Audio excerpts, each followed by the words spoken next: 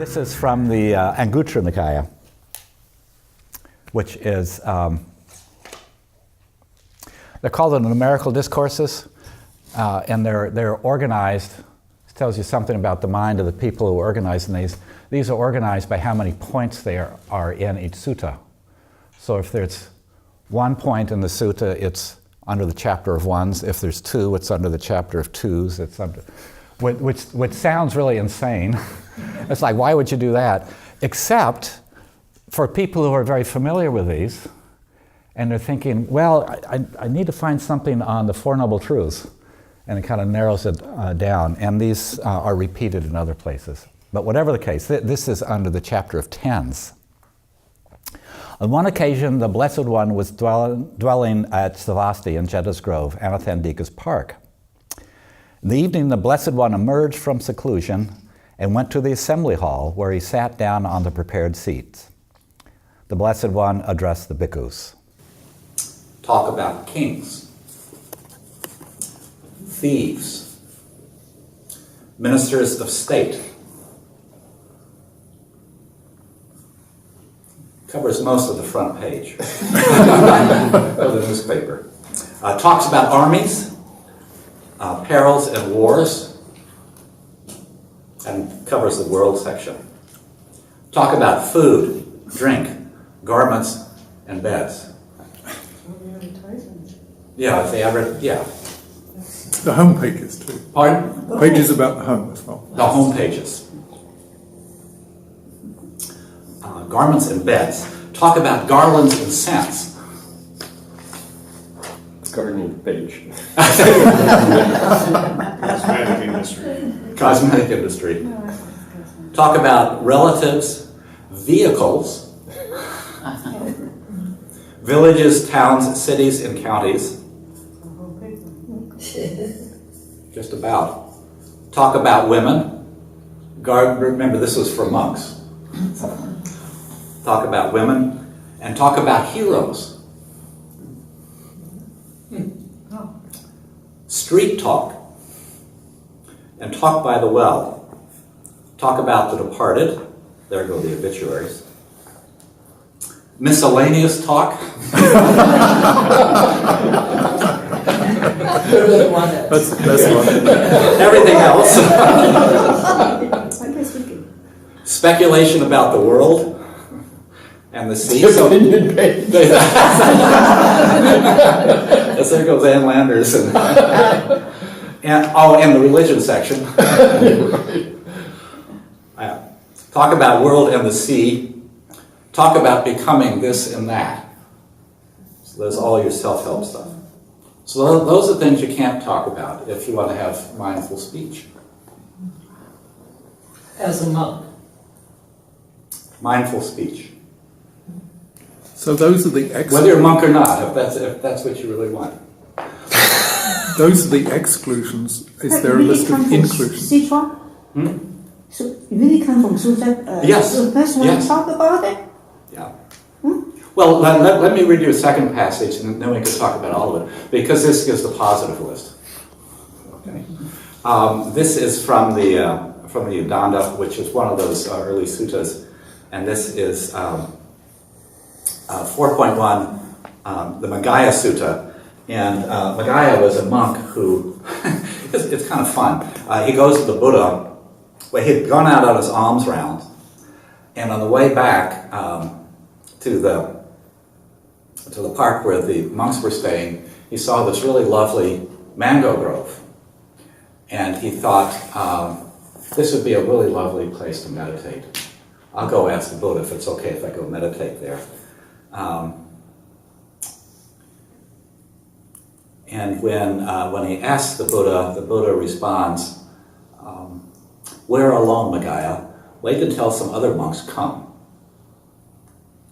So he asks a second time, and if he can go and meditate in this grove. And the Buddha says, "We are alone, Magaya. Wait until some other monks come." And then he asks a third time, and the Buddha says, Magaya says to the Buddha, Reverend Sir, the Lord has said nothing further that should be done. I would like to go to the mango grove and endeavor and meditate. As you were talking of endeavoring, Magaya, what can I say? And Magaya, go do what you think it is time to do. So he asks this 3 times, no, and a 3rd time he says, go do what you want to do. And so he goes off to this mango grove to meditate, and his mind is just filled with distractions. His mind is all over the place. And so he comes back and says, what can I do? And he says, when mind deliverance is, this is the Buddha, when mind deliverance is as yet immature, Magaya, 5 things lead to its maturity. What 5? And the 5 are good friends, virtue, which is following the precepts. For the monks, it's the Patiboka, which is this whole big book of things they're supposed to follow. Wise speech. And energetic in preserving regard to wholesome states. Penetrative understanding of rise and disappearance. So there's the dependent origination. So let me come back to the wise speech, and I'll read you more details.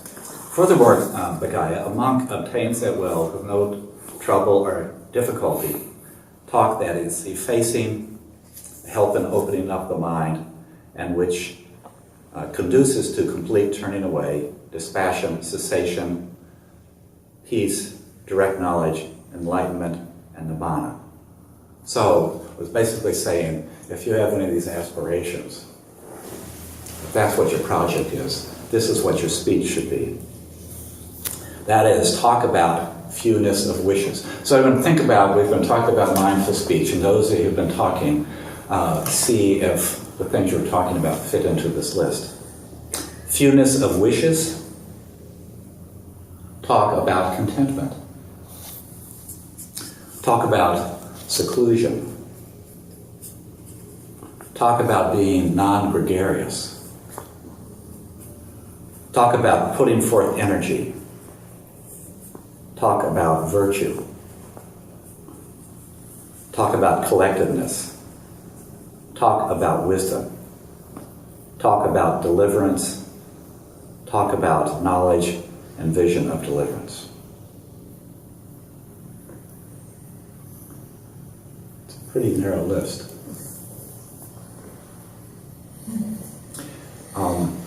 Basically, he's saying talk about the Dhamma.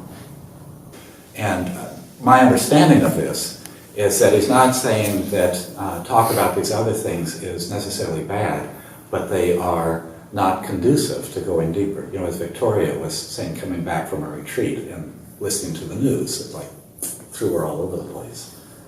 So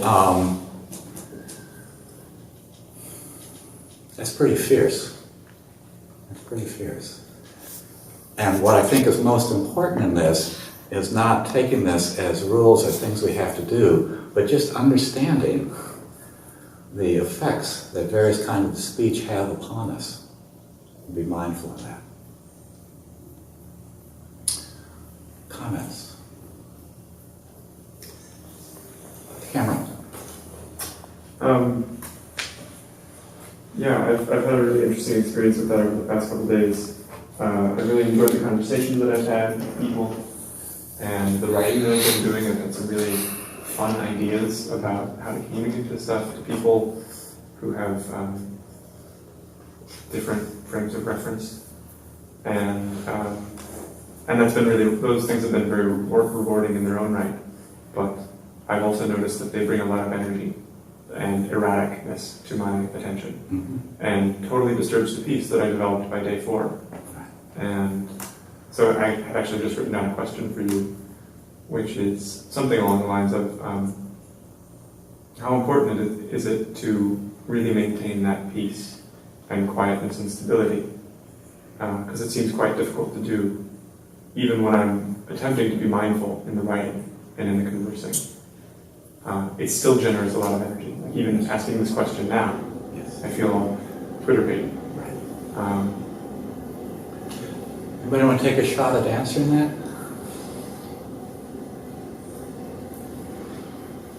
So in the Satipatthana Sutta, Buddha says, when the monk is restless, he knows he's restless. When the monk does not have restless, he knows he doesn't have restless. So the peace, I think from the Buddha's perspective, it's not so much the peaceful states that he's looking at, but the peaceful states are conducive to awareness. And it is the awareness that eventually liberates. So to say it real succinctly is that whatever arises is actually just fine. Whatever arises is not a problem as long as you can see it clearly and impersonally. And that's the tricky part. And so if you're involved in mindful speech, or you're attempting to, or you find or any of these other practices and you're thrown off, what's more important than pulling yourself back to where you think you ought to be is actually just really being deeply aware of where you are at the moment. Because all these states, including peacefulness and all the rest, are conditioned phenomena. They arise when the conditions are right and they pass. And so what's important is not so much holding on to those, but having the clarity to see them rise and pass. And when you do that, you can begin to see how mechanical this whole process is. Like you were saying, you do all this stuff and the mind gets restless. And if you really open up and see that without judging, is that your problem? You know? Because that's what we think, it's my problem. As I was saying back, I think on the second night, talking about hindrances, when we don't see clearly how this process works, we tend to identify with it. But if you can see it clearly, what's going on, then it ceases to be a problem. It's just part of the texture of what's going on around. So it can be really helpful to just really know when you're present, when you're mindful, when you're not. Also in the Satipatthana Sutta, there's this wonderful phrase that's fun to think about. It's with this whole string that are in the same formula. He says, when the monk is deluded, he knows he's deluded. When he's not deluded, he knows he's not deluded. So, how do you know when you're deluded? You feel separate, maybe? Could be. Yeah, that Tension. Yes, Tension. lots of tension. Tension. Yeah. Where's that now? I don't have an answer for this. It's just really. Other thoughts, though?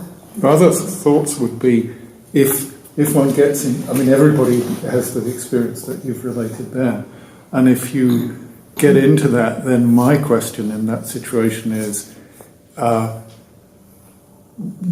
it possible, is it constructive, is it helpful to just sit down and take the particular stimuli that's revving one up and simply 6R them at the time and just attempt to allow them, not only that you have right view of them, but also allow them to settle down so that you're less subject to that? I think 6Ring is always helpful. And if you're on the run or the middle of something really thick where you can't do that, a shorter version of that is just being aware of the attitudes in the mind. Just being aware of not so much the thought, but the feeling tone and the texture in the thought. Because we have no control, actually have no control over what arises right in the moment. But the clear and more open our awareness is, that has, I would just say in general, the quality of the mind has a deep influence on what comes up later on. The mind has a lot to do with my tummy. Pardon? I mean, it's tight, I know. Yeah. And Body. and your attitude towards your body and your tight tummy. That's subtler, but has more effect in the long run. Are these about ways of telling if you're deluded? Right speech. Okay, I just want to see if I have any more on deluded, and we'll pick up these other ones. Because there's one that I just love. Anytime you're complaining, that's a sure sign of delusion. So that's a fun one just to monitor. Okay, so yeah, go ahead. I notice right speech is very much connected with wholesome friends.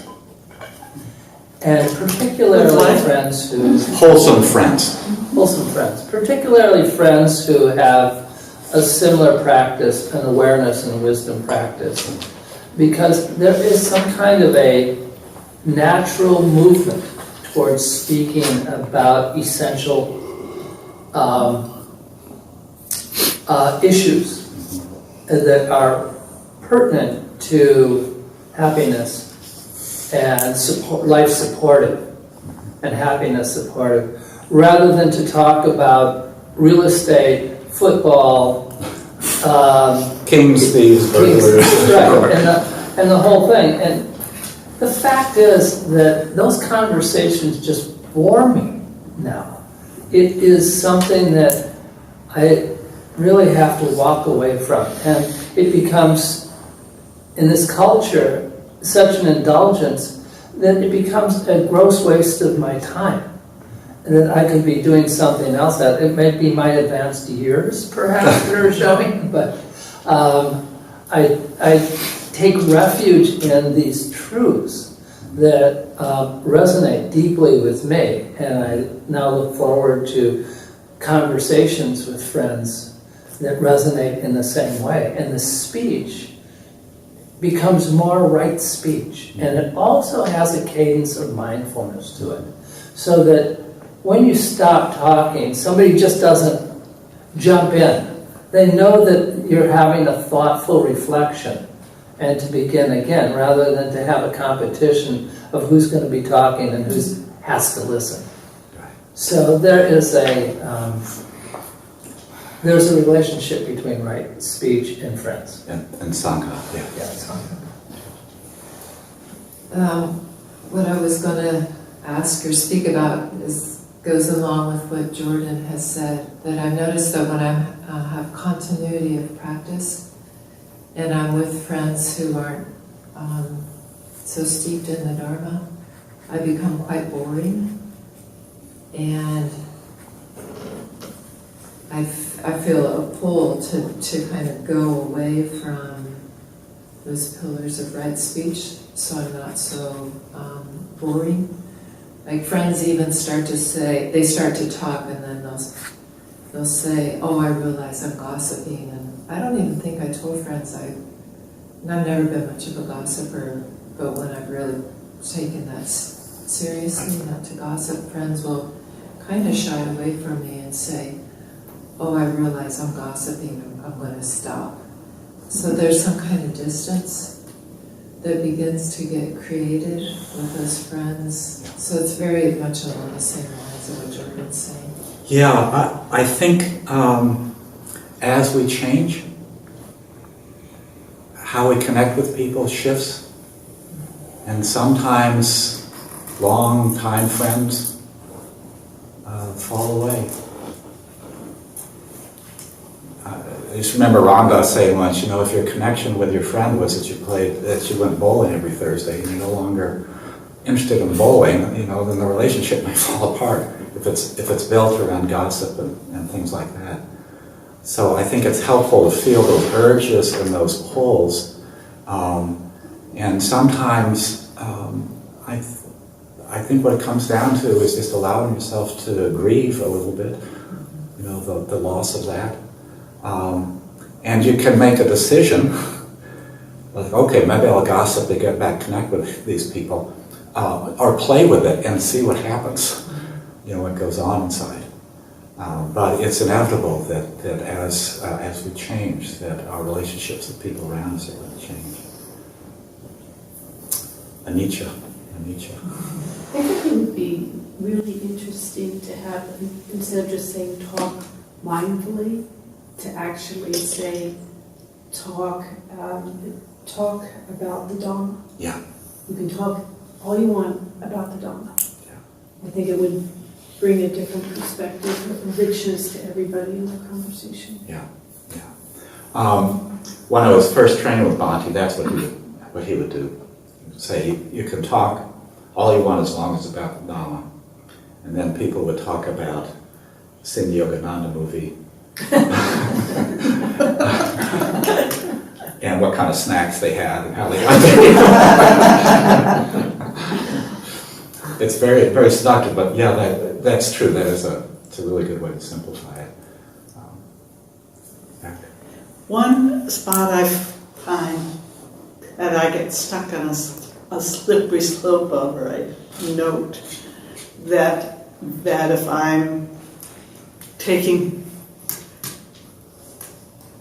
refuge in right speech, as Jordan spoke about, I can sometimes see myself slip over into taking refuge in righteous speech, or in righteousness. Right. That I'm not talking about that because I'm beyond that, or I know what's really good for all of us.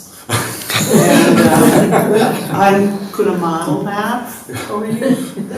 Of course, I would never be that blatant about it. I'm more skillful at my righteousness.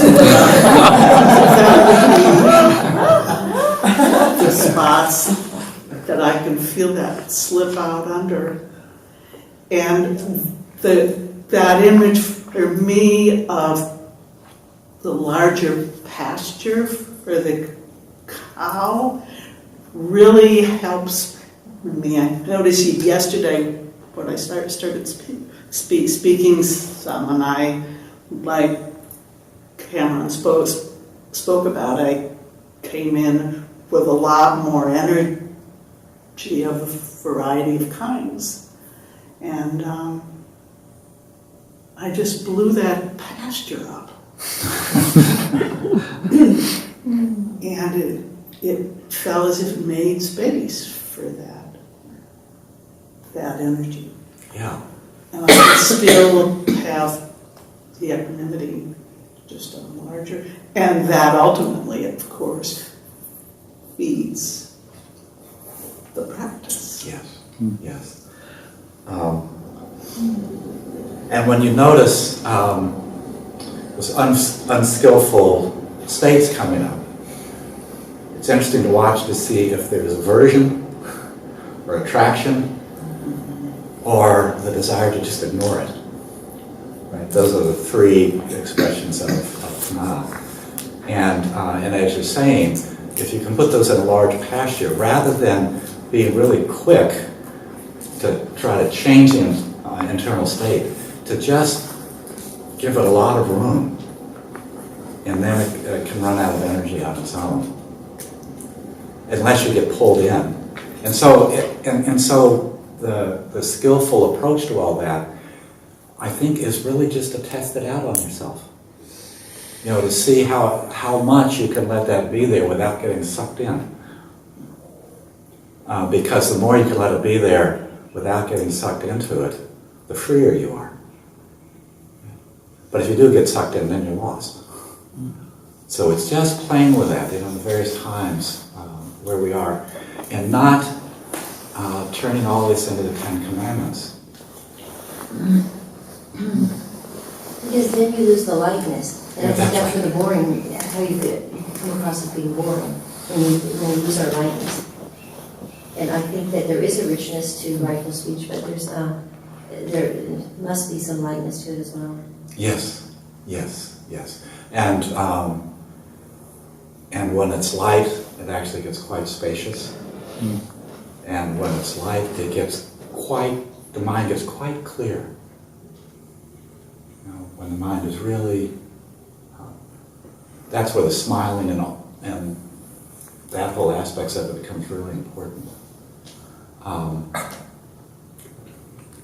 Yes, I would want to make the case for fun, in the sense that I've had experiences of being with friends who have very deep spiritual commitments, but when we're together, it can be known that we're doing things that are non-toxic, that are non-dangerous or bad for other people, which are fun and light and which are amusing, but the actual interpersonal interactions are very loving and very free and very non-confining, so that there is a lightness, and we'll know that we're just doing something that's not necessarily part of our path in a really direct way, and so there's a proportionality where it doesn't take over. There are times of seriousness and discussion about spiritual matters, blah, blah, blah, so that the lightness can be there. And I really want to second your proposal about lightness being a value that is very freeing for relationships and tends, I think, towards taking them to wholesome places. I remember a trip to a Christian centre where they do healing in the Central Valley in Reading, and it was fascinating to actually discuss and process and think about this together as a group, because it presented us with interesting questions of how, as Buddhists, do we face a deeply Christian environment, and what are our thoughts and feelings and reactions to that. So that's an example where it was both fun and instructive and reflective as well. Yeah. Fun is very, very important. You mentioned the people in Asia have a much greater sense of fun than we in the West. Yeah, there's a chapter on Sanak, that Thai attitude that if it's not fun, the God don't want you to be doing it. As opposed to here, where, unless no pain, no gain. Any other thoughts before I move on to? I'm not sure that content is the way in which we measure the interaction. I go to the club in the morning, talk to people, there's the sports, there's the news, but it's the place that I'm coming from inside myself, connecting, that the speech is just, the content is a writer of that connection. Of course, if I get stuck in the content, lose my awareness, that might be another issue. But I don't know that content in and of itself is the way in which I need to be aware or relate. So why don't we move over to the precepts? I was going to do the 7 hours, but we can come back to that because we're kind of in the thick of that. So what we're talking about there is the fourth precept and the business about idle chatter. And what really is idle chatter? I mean, when is it really pointless? Because there are times, like at the gym or in family gatherings or something where you're talking about a lighter, non-substantive topic that actually has the function of building up and strengthening wholesome relationships. So I agree with you completely. When you take these two literally and try to just cram them into a box that doesn't work, it's really important to see the spirit behind it. Any other thoughts about undertake the precept to refrain from lies, gossip, harsh speech, or idle chatter? Anybody want to reflect a little bit on where that touches them? There's sort of a quality of, the content isn't the entire, the totality of speech, because speech really means interaction. So, to your point, David, certainly the context is, part of the interaction. But there's something that sort of reminds me in some senses. I get in a conversation with somebody, and it would be equal to going to McDonald's and ordering a hamburger, a Coke, and a fries. It's just junk food. Right. And it's kind of a junk conversation. And I like to turn that into a conversation that either has levity or something that is somehow mutually beneficial. And I think that that's really the key, mutually beneficial. whether it be in building bridges, in terms of relationships, or the content, enriching the content by, asking a question that evokes a thoughtful response that is not toxic.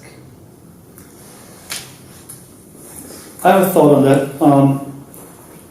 In daily life, where I'm running my business and I'm meeting customers, often part of the connection is try to create a rapport between the person and the customer. Mm-hmm. So it's like ping pong. So that sort of leads to idle chatter, I would say. I mean, it's always try to make it a meaningful conversation. And just to push that a little bit of look at what your intentions are in that conversation. Mm-hmm. Are they connecting? Are they getting into the person's wallet? Are they? Mm-hmm. Which is a really just in all kinds of communication about what are your intentions in talking. Do I want to be noticed? Do I want to be what's going on?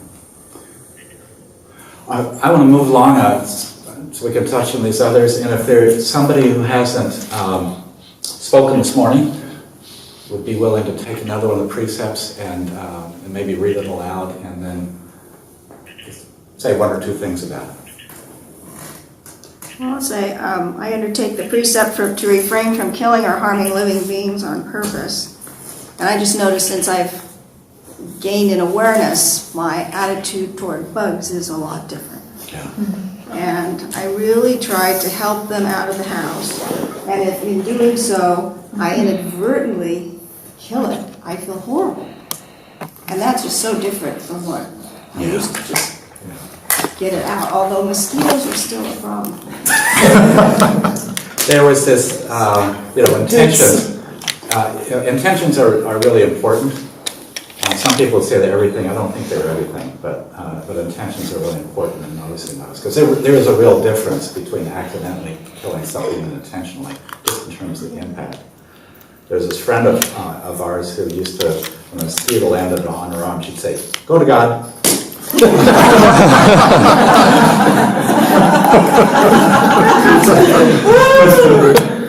I don't know whether that's skillful or not. Again, as I was saying on the first morning, that what the precepts are about are mindfulness and being mindful of what's going on. And I find, like you, if I'm on a retreat where they're really, sometimes at Inside Meditation Society, IMS in Barrie, they'll have all these butterfly nets in all the rooms. So something gets in, you catch the butterfly net and take it out. And at first it seems like it's a real pain in the butt. But after a while, if you just get into thinking about the creatures more that way, it actually begins to change your relationship to them in a way that can be very sweet. Mm-hmm. Well, last night I was already in bed sitting there and there was a spider on the wall. And if I were at home, or if I had worked in my nightgown, I would have got some tissue and taken it outside, but I couldn't do that. Right. So I just kind of thought, okay, I'm just going to let him be, and if I see him in the morning, I'll see him in the morning. Yeah. Didn't see him again. He just crawled under the bed or some innocuous pipes. Yeah.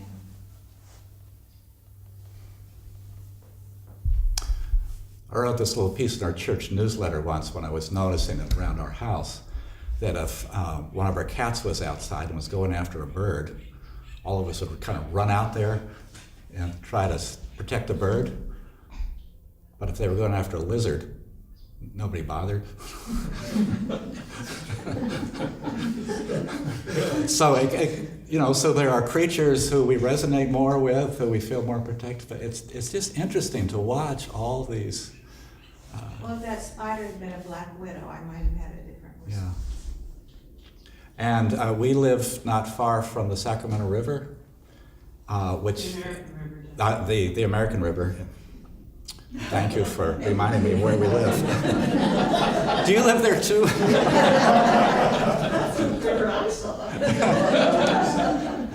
You don't know about that other house? Never mind. What's your test score? 3.5. So, I mean, it's lovely. We have this greenway along there, and we also have lots of rats that just come in. And we spend years with all kinds of things. Putting screening and stuffing up all the holes and doing everything we can. I've said to a bunch of you in the interviews talking about defilements, I was saying, they're a lot like rats. They can live on about 1 calorie a day. They just, they're just real survivors, and they can squeeze through cracks like this. And so we get, these have-a-heart traps and catch one, and all the rest of them figure it out. And then I go into the space that I say, okay, let's just see if we can live with them somehow or other. But sitting there in the evening and have them, in the living room, have them run over our feet. That's kind of, or finding rat poop, in the frying pan where it's sitting in the cupboard. So I do all kinds of things, and eventually I just got some poison. So there's some karmic debt about that, but a real teaching story I heard on this years ago. Mirabai Bush. This was in Cambridge. She'd been with Ram Dass in India and has done a whole lot of stuff. And her husband was off on a sesshin, a Zen meditation retreat. And at that time, this dog wandered into the yard. And she tried to ignore it and stayed. She fed a little bit, and then it was really clear this dog was really starving. And she was feeding a little bit and then trying to figure out what she could take her to the pound, but she knew it was old enough that they would just put it to sleep. They would just kill it. So she was trying to figure out what to do. When he called home, he was on sesshin and checked in with her maybe every third day or something. And so she told him about this, and he said, well, whatever you do, don't take the dog to the pound. And she said the next day she took the dog to the pound. And what she said about it was he was absolutely right from that space that he was looking at it, from deep in that retreat. But with her home alone in the house with their child was about 3, they had a baby. She said at some point she just had to look at how much she could handle. And I think at some point, this is where it all comes down to with us. We can do everything we want to, everything we can to try not to kill. But what happens when you mow the lawn? It's like, there are bugs and all kinds of stuff out there, walking down the sidewalk, bugs on the windshield of your car. Well, I think a lot of it has to do with the sphere in which you kill. Mm-hmm. If you go out hunting just for sport, that's one thing. Right. But the American Indians, when they would kill an animal, they gave thanks. Great reverence. Yeah. Yes, absolutely. So I'm just suggesting all the dark side of these to say that you can't just decide to follow these and then you'll be clean and good and the Lord will put you in heaven. It's very I'm sorry. Somebody want to take another one?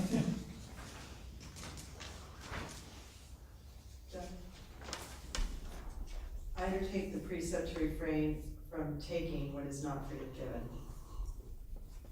Thoughts? Well, it's interesting. I like to collect little soaps. And I took just one soap, but then taking the precept, I'm putting it back. Because it wasn't freely given. I mean, it was like one per room or whatever, and if everybody just kept taking soaps, it'd be a problem. So, where I didn't think it was a problem before, it actually was affected by it. Yeah. Good, good. Taking pens home from the office. You know, where's the line? That's what you're talking about. Yes, where's the line?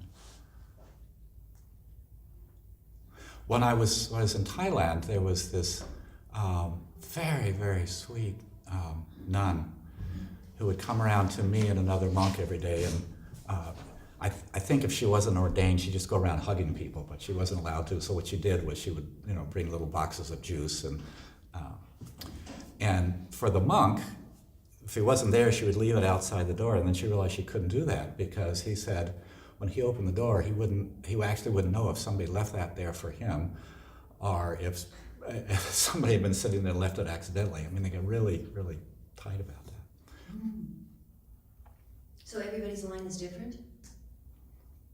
I think everybody's line is different. I'm not saying that's necessarily good or bad, but I think that's the truth. And a lot of it actually has to do with mindfulness, of being just really mindful of what's going on. And I find to be really, I added this extra, the usual precept is I undertake the precept to refrain from taking what is not given. And I wanted to put the freely in there because there is so much subtle manipulation.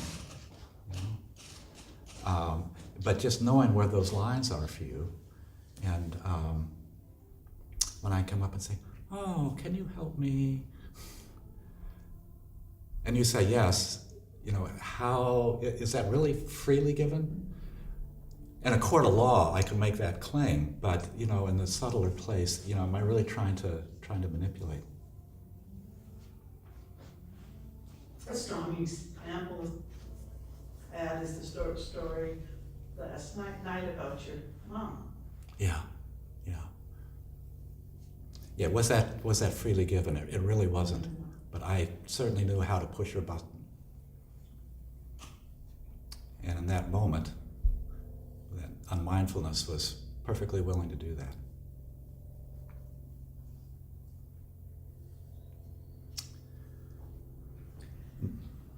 I'll take this one. I undertake the precept to refrain from wrongful sexual activity.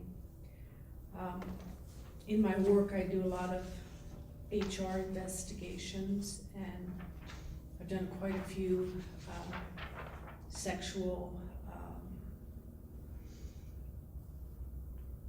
what's the word I'm looking for? Harassment. Harassment, thank you. Sexual harassment investigations, and doing an investigation is really, it's a very subtle process. It's a difficult thing to do because you have one side that really doesn't want to talk about it, who they feel like they've been harassed, and then you've got the other side who often is clueless about what they have done. And it's amazing to me about how clueless somebody can be and the things that they can do while they're having very strong negative impact on somebody else. There's absolutely no mindfulness involved. And when you bring it to their attention and how it was perceived, they're oftentimes very taken back. Yes, there are circumstances where there's certainly been sexual harassment, but I would say the majority of the time there is a lack of awareness towards how the other person is feeling under the circumstances. Yeah, that's been my experience too. I had a minister basically defrocked, and in the process of that, it became. Part of the reason I went to have him investigated and initiated this whole process was I realized he was completely clueless, and unless somebody else stepped in, he really didn't know. And the woman who did the investigation on this said the same thing. It said that we have this idea of sexual predators as being, but a lot of them are just I think it's related to Asperger's, and it's sort of a low level inability to process social cues, and people like that oftentimes feel really innocent, innocent heart, without realizing it. But if I could push this in a slightly different direction, because I think that's really important, to understand that a lot of people who do a lot of bad things have no idea. And so that kind of puts us on the hook a little bit. If we want a world that has less violence in it, that sometimes we need to, if we're really serious about this, sometimes we need to step in to stop some violence, rather than sitting back and just saying, well, that's their karma. Yeah, it's really... I mean, as an aspiration, I think this precept speaks to me in a way that was expressed really well by a yoga master that I studied with in India, and he actually asked us to take these precepts, but he framed this in a way to say, I undertake the precept to keep my sexual relationships transparent. And in that way, the idea of having a secret sexual life and having the turmoil in our psyche about it, and it's a very charged subject, was a way of managing it. And it's an aspiration and a way of behaving that is a way of guiding ourselves through kind of the thicket of whatever relationships, attractions. Yeah. I think transparency is very important, but I don't think it's enough. Because you can be very transparent and still be very hurtful. I've debated with the wording of this and whether I wanted to switch it from wrongful to harmful sexual activity.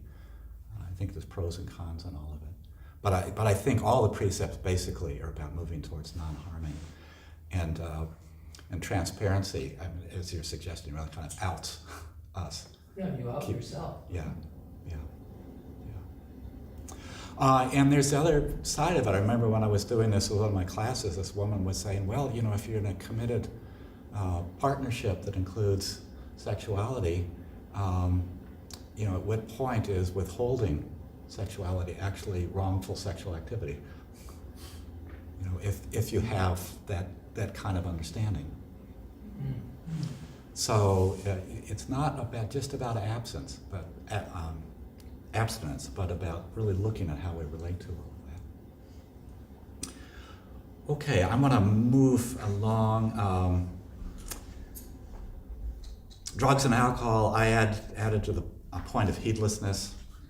I think I told you about Kasambi. Yeah. And the text really is about heedlessness. Let me move on to the 7 R's. I'm going to do this quickly, and then we'll do a little bit about taking the practice out of here. When you're in meditation, if distractions or something comes up, recognize, release, relax, re-smile, and then what you do from there is just go back to the object of meditation. When you're out in your life out there are many times when there is something that needs to be done. You're investigating a sexual harassment allegation. There are things that need to be done. And so the question is, how do you engage in those activities that are still conducive to mindfulness? And so I invented the 7 R's, and after people have Dhamma Sukha, well, I'm tired, I guess.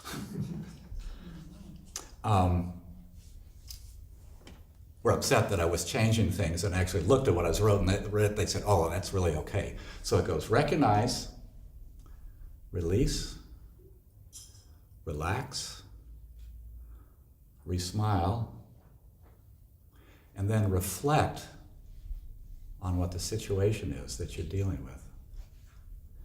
And then after you've reflected, you respond. And the response sometimes may be to do nothing, but it could also be to do something quite active. And then repeat the whole process. So it just takes a return and changes that into reflect and respond. Oftentimes, when we're in a tight situation or some difficulty, the tendency is to respond really quickly without much reflection. So we get triggered, the mind goes tight, and we're not going to be responding from the greatest wisdom that's available to us if we're responding very quickly. Somebody said to me once that the measure of spiritual freedom is the distance between the time some stimulation comes along and the time you have to respond.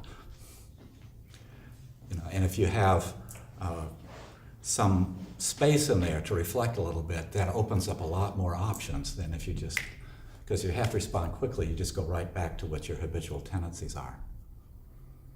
So what we want to do when you're in really difficult situations is to, first of all, recognize what's going on inside you, see where the tanha, see where the tension, the thickness of mind, all that is, release it, let it be, relax the tensions inside, smile, get into a lighter place, and then from this lighter, brighter, clearer mind, then you bring that into your reflection, right? Rather than just a quick habitual response. And then see what arises out of that. And sometimes it'll become very clear, sometimes not. And in some situations, you just have to do the best you can with your response.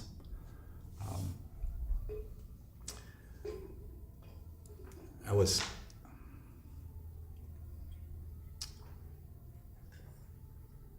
won't tell you the whole story. That part of what I think being an adult in the world is that you make decisions based on limited amount of information and then take responsibility, for responding to the consequences. Because oftentimes we don't have all the information. But if you take whatever time you can to recognize, release, relax, smile, and then reflect, you're more likely to come from a wiser place rather than just have it spiral down. That's the end of that little Dhamma talk. Thoughts?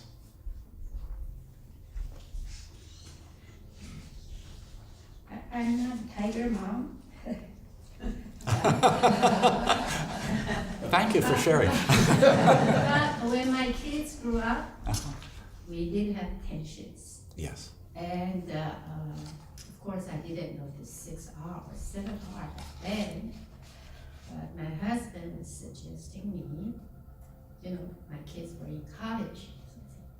Instead of making a phone call to them, why don't you just email? So you have time to maybe not the 7 hours, but then at least you go through a few hours, you recognize, then you relax, and then you reflect, and then you respond. Thank you. I think you worry too much about your kids. I'm tiger mother. I'm very tiger mother. But after 18 years, go to college, not my business. I just my sponsor earn money, pay your tuition, rest, don't bother me. Don't need to call me, okay? One of the difficulties, in American culture right now, a couple of generations ago, parents didn't feel responsible for their kids' happiness. Supposed to feed them, clothe them, educate them, keep them safe, get them out in the world. Today, parents feel responsible for their kids' happiness. And nobody knows how to make somebody else happy. So they end up falling back on the golden rule, do unto others as you would have them do unto you. Well, your kid may be very different than you are, and what you want somebody to do for you might not be what they want or what's best for them. but we get into that, projecting our own stuff in there. I think it's very, very difficult. When you get into kids, things get very, very complicated. I think that there are reasons for that, though. In the old days, kids would get jobs relatively more easily and less complicatedly than now. So that parents that have stay-at-home kids after they've been to university and got all their good stuff done, blah, blah, blah. So I think it's understandable sociologically that parents would feel more responsibility. Yeah, it's still an impossible task. Yeah. It's still an impossible. I came home from school and throw a lunchbox, in a house, and my mother had a whistle. And I knew the 2 blows meant I was supposed to come home. And that was the amount of oversight. Kids today, how many run out around the neighborhood? Play dates. Play dates, yeah. They're set up and organized. You're lucky I had a cowbell. My mother would ring. Oh. Well, my mother had 5 kids, so there was a signaling system that went out through them. My mother could whistle, so that was dinner time. She Right. never. Yeah, it was like that. Right. That was dinner. Yeah, today they don't do that so much anymore. Well, I just want to spend a few moments to just really open it up. We've come to the end of the retreat. I have just 1 or 2 minute things I'll say at the very close, but want to give just a little bit of unstructured time for you to share anything about anything. Particularly what I say is you're driving away from here and you think, I wish I'd said that. This is your chance. I have a just easy question. What's the name of the woman who became a nun? She was the wife of the monk. Damadina. Oh, Damadina. Damadina. Yeah. Yeah. Most skilled in teaching the Dhamma. That's Ruth Dennison's spiritual name. Right. Yeah. Yeah, she is Damadina, for sure. Ruth Dennison, she is sort of the great matriarch of American insight meditation and humor and wisdom.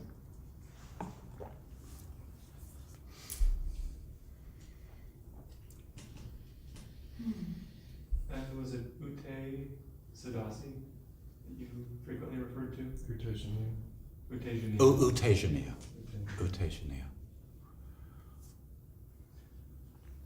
Utejaniya. Just stands by itself in Tejaniya. And if you're looking him up at like Dhamma seeds, I think he's listed as Sayadaw Utejaniya. So it'll be under S's, not under U's. I want to say thank you. Thank you very much. Oh, you're very welcome.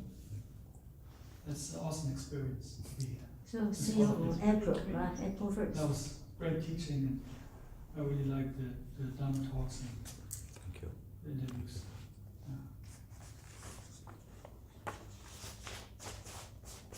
I'd like to second that and thank our horse-headed friend here because it'll be on the web, so it's accessible to friends of ours who we say, hey, look at this stuff because it's really valuable.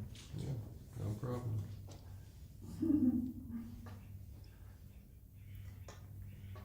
And I want to thank Jordan for all that he did. And it can't be easy to meditate after you've done all your activities of preparation and planning and taking care of us. It's a great motivator. Thank you. You're welcome, all.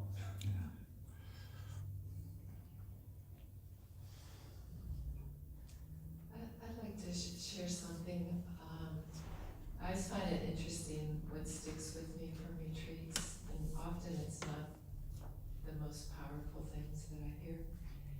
And what has been with me on this retreat is from your first Dharma talk, the man who was on the old Japanese man who was on the train. Yeah. And when you were giving that Dharma talk, there's been so much focus on the DNA that has survived has been the skittish, fearful DNA. And During that talk, I thought, wait a minute. You know, his DNA has survived, and maybe it's because of his wisdom and his kindness. And it made me think of so many moms, women I met raising my children, who were kind of like that DNA. Right. But we would be afraid to speak up and would hold back when there was maybe an injustice with children. And often it's the other DNA that maybe gets hurt. Or I was just been thinking about how important it is to also give just space for maybe another type of DNA that survived, and it's just not it's not in the know right now. Thank you for that, because I think that is definitely true, because you know, as a species, we would not have survived without each other. I mean, literally. You know, human infants, they literally die, you know, till they're many years old.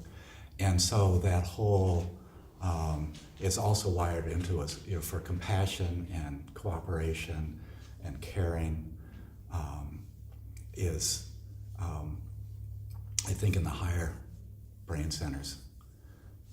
And we just have that reptile cortex that's underneath it. So we have a huge capacity to go in all kinds of different directions. And I think if we're going to survive as a species, you know, it's to continually bring forth those, you know, the compassion and the caring and the selflessness in the ordinary sense of putting someone else's needs before my own. Could you say that the conditioned response is really vibrating on a lower frequency than the wisdom response to things? Awareness, awakening compared to things we do that are just, we feel like they're in our DNA because it's just been part of us, part of our parents, part of our parents' parents, and it's just kind of rolled down the line. I mean, breaking that is such a strong... I think what this whole project here in meditating is breaking that down. Mm-hmm. It's sort of like opening up to those, the spacious, quieter, and getting past the fear about surviving and really looking at what we really want. And most of us want a lot more than to survive, you know, to thriving and looking even at surveys about what really brings people happiness. Just even people don't know anything about meditation. You know, their community, family, safe environment. It's not money and getting all this stuff for me. The things that people look for happiness are those softer values. I was thinking about dependent origination because when we had a little exercise last night, instead of looking down the stream, and you were saying, say something that, you know, you're ashamed about that you have done.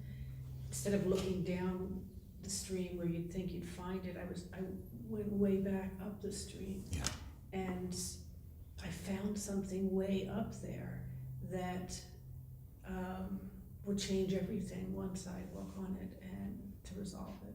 Yeah, that's great. The difficulty upstream is that it's subtler and harder to find. The great thing about upstream is that when you find it, releasing it is much, I don't know, I'll say it's much easier. I may change my mind on that. But the ripple effects of it are huge, you know, so the payback can feel like a whole shift. Lance. I'd like to thank everyone here just for being here and for the community and the energy that everyone brought. It's been incredibly healing for me to be in a place where while the silence was wonderful for me, I work in an emergency room and there's no silence, and there's no peace, there's no calm. So this setting was really healing that way for me. And the energy, the presence that people brought here was just greatly appreciated. Thank you. And I'd like to honor you for breaking tradition. I mean, I've been around these meditation retreats for a long time, and I've never heard Dharma talks. I mean, I've heard a lot of teachers, never heard Dharma talks given like you've given. And actually, I did get bored and wish I could just go to my room so many times. But that I really learned something, and I loved the stories, and so it was very precious. But I think the key thing is that you touched each one of us every day with our practice. I've never known that before, and actually had some wisdom to give me that I can use rather than just going in and they go, yeah, oh. It's a waste of my 10 minutes. So it's really an honor for me to give that to you, of really breaking this whole game that's been going on for all these years. Thank you. And for Jordan, I would just email him a little something. Wow, if you're in Hawaii, what are you doing? Because I get an email right away back. So there was this constant knowing that I for sure was going to be here. So both of you together. I would get concerned about something and I'd send him an email, and he says, oh, well, every day he gets up and he looks through all the people that have come in and what's going on, and just incredibly diligent and incredibly competent on just taking care of all these things. Very good team. We wouldn't be here without Jordan. It was really. If I said this about having all my administrative karma burned out of me, the last 13 years in this church that I was in, a large church, and at the end we had this, we raised $1.5 million for some very badly needed renovation, and I enjoy that kind of work as much as I enjoy sleeping on nails. I love the congregation. They were really, really great people, but I sort of came out of that and I said, I just want to teach, and I'm not going to, I just don't want to organize anything, and to have somebody like Jordan come in and organize this thing is just like an angel from the Buddha. Thank you. A lot of this is self-service because I think it's very important that we grow our own vegetables and we grow our own Dhamma seeds. We're growing chestnuts. They seem to be coming everywhere. And we grow our own community by giving it a loving attention. And so I come from 1970 was the time I first took the refuges and the precepts, and there was really no sangha. And literally I wilted on the vine. And it was a real struggle, and I had see the possibilities of enriching the lives of my family and friends, and I thought, well, why not the world? So because of you, Doug, and when I first read the manuscript of the book, I went, aha, a teacher. And so it was a great inspiration to spread these teachings, through the lay community in maybe a new way, and at least in a way that resonated with both of us and apparently others. So please join us in spreading this good news. There will be more retreats. There'll be day-longs, and Grant is working at getting Doug to do a day-long out at Spirit Rock. So if we can penetrate the rock,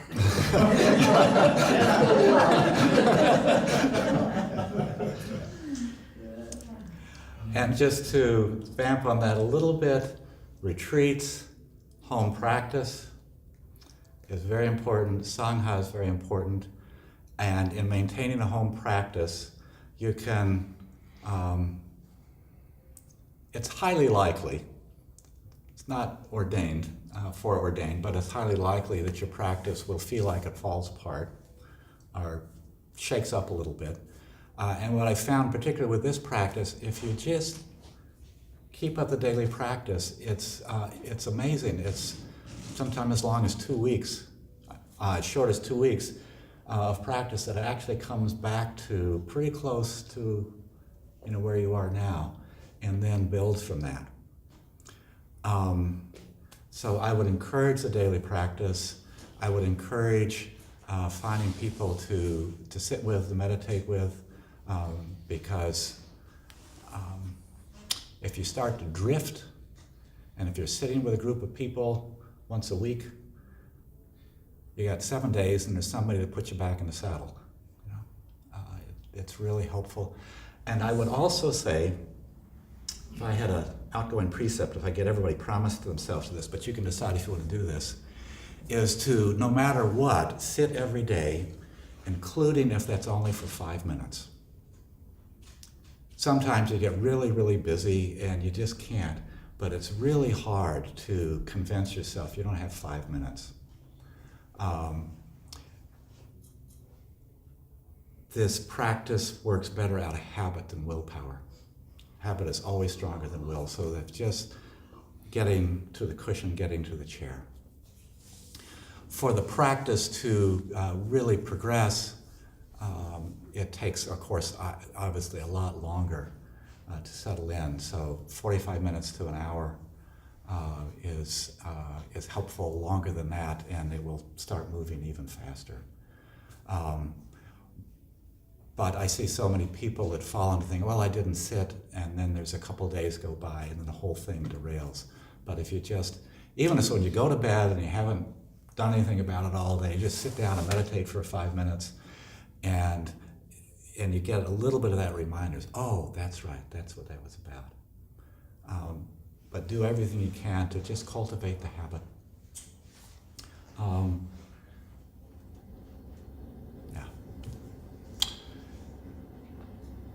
So I don't know what our dogs would do if we didn't meditate. As soon as we started meditating, they'll come around. Yes, my cat looks for us too. It comes and curls up. Yes, it comes. So, just to bring this to a close, this has been my maiden voyage.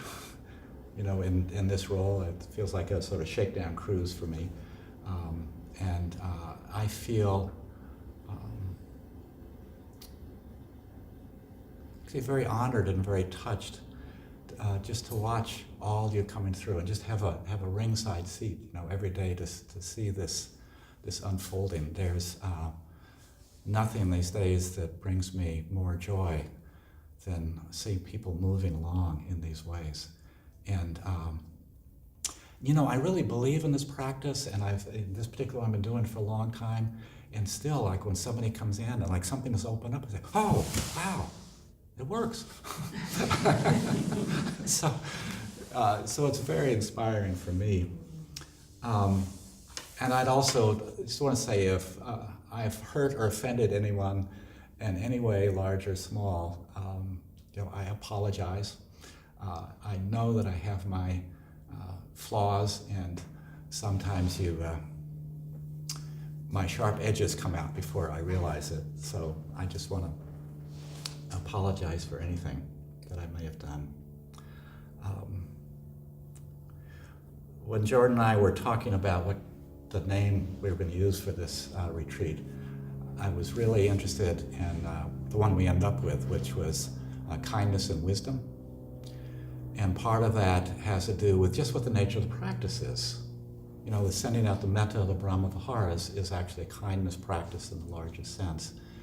And the 6 R's, it's an incredible gift, Bhante's understanding and putting that together. The 6 R's are the most efficient way I've found of cultivating mindfulness. You don't get mindfulness by forcing yourself to be more mindful. You get mindfulness by releasing the tension. And with mindfulness, you begin to get insights. And with insights, you get enough insights and you get wisdom. So that's where the kindness and wisdom come from. And I think kindness and wisdom go to the very core of what this whole project is about. And as many of you can sense, as your practice goes deeper, those are not separate qualities. Kindness without wisdom is not very kind. You can have lots of great intentions, but if there's not wisdom, it doesn't have that much effect. And wisdom without kindness is simply not wise. So they are deeply, deeply, they're integrated together, they are actually part of a unified quality that we can see in different ways. So I want to close with a modern sutta that captures the sense of that. As you go out in the world, one thing I find is helpful in wisdom and kindness is always looking for that place in other people. Even if they don't see it in themselves, it doesn't make any difference. We're just looking for that. And so this is a little sutta, a modern sutta about that from A.A. Milne. For a long time they looked at the river beneath them, saying nothing. And the river said nothing too, for it was very quiet and peaceful on this summer afternoon. Tigger is all right, really, said Piglet lazily. Of course he is, said Christopher Robin. Everybody is really, said Pooh. That's what I think, said Pooh, but I don't suppose I'm right, he said. Of course you are, said Christopher Robin.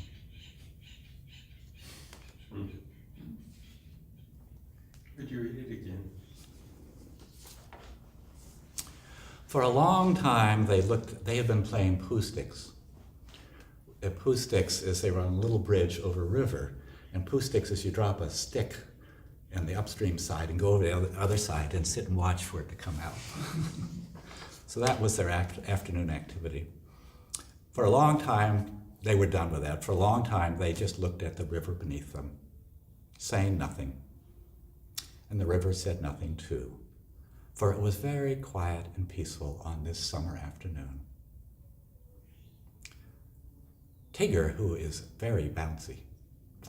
Tigger is really all right, said Piglet. Piglet is very small, and Tigger can be very frightening. Tigger is all right, really, said Piglet lazily.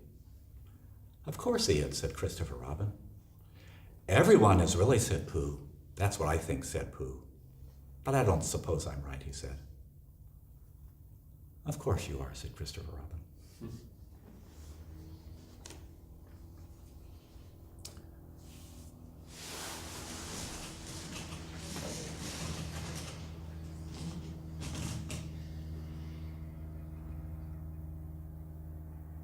May all beings know their wisdom. May all beings know their kindness. May all beings see the wisdom and kindness in each other.